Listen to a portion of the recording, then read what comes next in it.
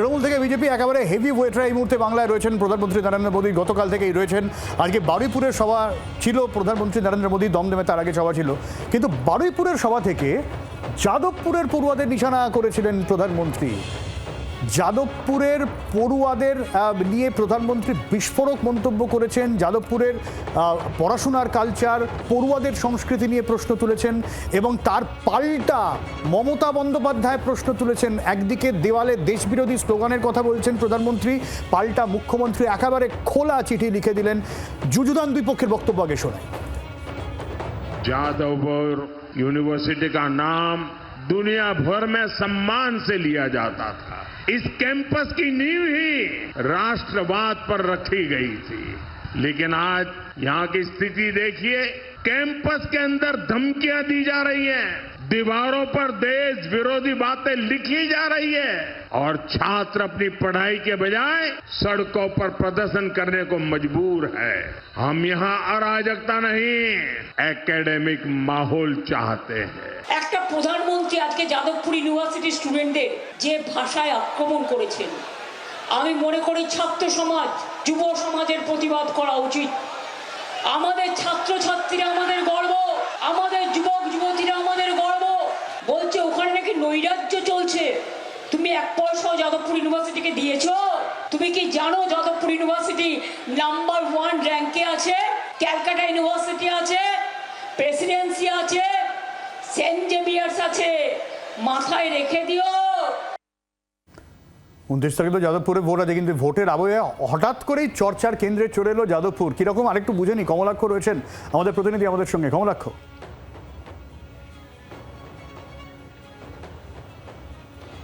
শুভসাচী, দেখো, যেহেতু সভা ছিল বারুইপুরে এবং প্রধানমন্ত্রীর সেই সভায় যাদবপুর সাংগঠনিক জেলা বিজেপির এই যদি ক্ষেত্রটা ধরা হয় তাহলে সোনারপুর, বারুইপুর এবং যাদবপুর এই ধরে সমস্ত প্রার্থীরাই সেখানে ছিলেন। সুতরাং স্বভাবসিদ্ধভাবে সেখানে যাদবপুরের প্রসঙ্গ আসবে সেটা বলার অপেক্ষা রাখে না। কিন্তু যাদবপুর বিশ্ববিদ্যালয়ের প্রসঙ্গ আসলো।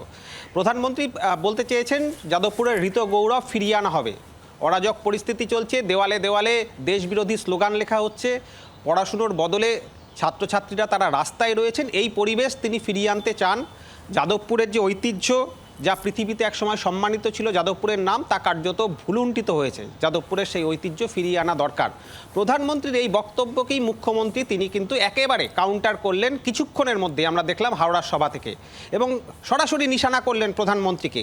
একটা প্রধানমন্ত্রী এসছেন বলে সম্বোধন করলেন মুখ্যমন্ত্রী। আসলে এই ন্যারেটিভ পাল্টা ন্যারেটিভ, কাউন্টার পাল্টা কাউন্টারের তরজাই তো ভোট, এবং সেই ভোটের আবহ যেহেতু গরম, এই তপ্ত বৈশাখের দুপুরে ঠিক একইভাবে কিন্তু প্রধানমন্ত্রী এবং মুখ্যমন্ত্রীর তরজা আমরা শুনতে পারলাম সেই যাদবপুর বিশ্ববিদ্যালয়কে ঘিরে।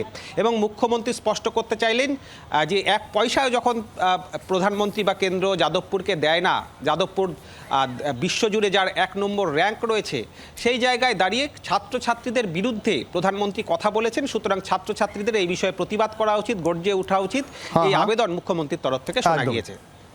অনেক ধন্যবাদ কমলাক্ষ। আমাদের সঙ্গে এই মুহূর্তে রাজনৈতিক বিশ্লেষক বিশ্বজিৎ দাস রয়েছেন। বিশ্বজিৎবাবু, দেখুন, বিজেপির একটা স্ট্যান্ড রয়েছে, আমরা জেএনইউ ইস্যুতেও দেখেছি। আরবান নকশাল টার্মটা নিয়ে তাদের আপত্তি রয়েছে, তাদের বিভিন্ন সময় বক্তব্য রয়েছে।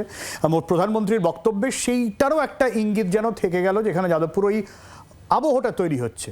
অথচ দেখুন, মমতা বন্দ্যোপাধ্যায় সওয়াল করছেন যাদবপুর হয়ে, যে যাদবপুরে তাকে বিক্ষোভের মুখে পড়তে হয়েছিল, যে যাদবপুরের পড়ুয়াদের সঙ্গে একাংশের সঙ্গে তৃণমূলের অহিনহুল সম্পর্ক।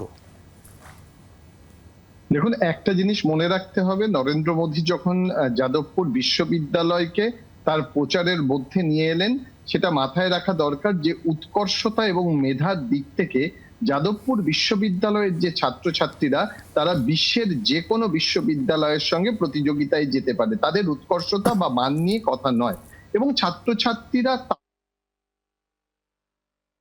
প্রয়োগ করে তিনি অনেক ক্ষেত্রে গুলিয়ে ফেলতেন, যেটা তুমিও বলছিলে, জেএনইউ এর সঙ্গে যাদবপুর বিশ্ববিদ্যালয়ে।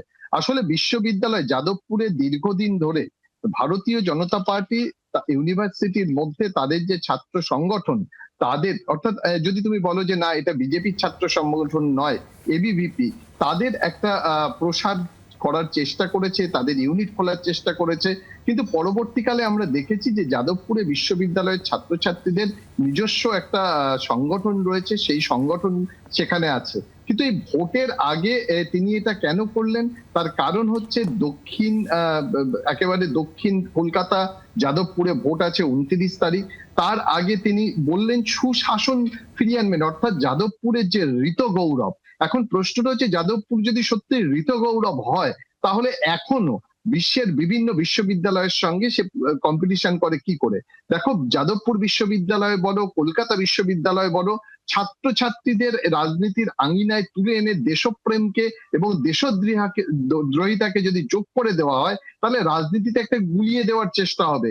অর্থাৎ স্বাধীন মত প্রকাশ করার স্বাধীনতা আজকে ছাত্রছাত্রীদের আছে। যাদবপুর বিশ্ববিদ্যালয়ে কোথায় একজন দুজন বা 1% ছাত্রছাত্রী দেওয়ালে কি লিখেছে সেটা দিয়ে যাদবপুরের যে গৌরব হারিয়ে গেছে, তাদের মেধাকে ছোট করা, উৎকর্ষকে ছোট করা, এটা কিন্তু উচিত নয়। আচ্ছা, বিশ্বদেব সঙ্গে থাকুন। বাংলার আওয়াজ, বাঙালির আবেগ, জি 24 ঘন্টা।